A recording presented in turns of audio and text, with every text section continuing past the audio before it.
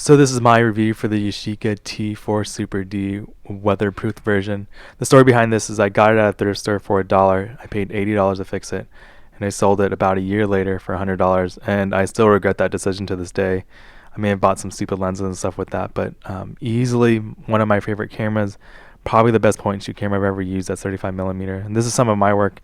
You can see more of it on Flickr. And this camera is really famous because it's used by a lot of fashion photographers like Terry Richardson and Hugin Teller.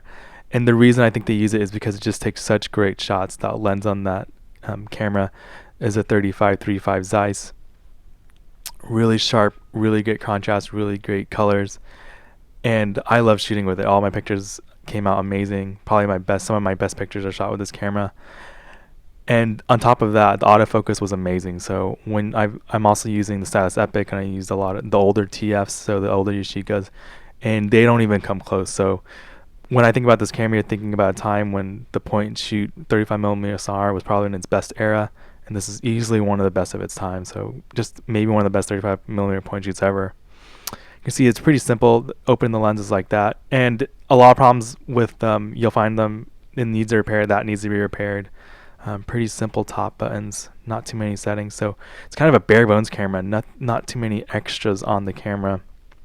Just what you kind of need: a self timer, a little viewfinder at the top, which is a pretty cool feature. Uses a pretty standard battery, CR123A. But a lot of them are going to need repair because they are pretty old. And that's probably where the cost of the camera is going to be driven up, just because you won't find too many in great condition. A lot of them are going to be beat up because people just use them. They're just great cameras.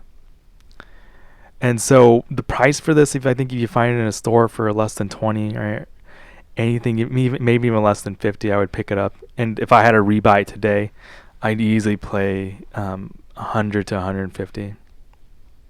Just because I think it's that great of a camera, and I just really had a great time shooting with it. I should have never sold it. No, that's the main thing. You're gonna see that when you load the film, you're gonna load it right to left. It's a little bit different than other cameras.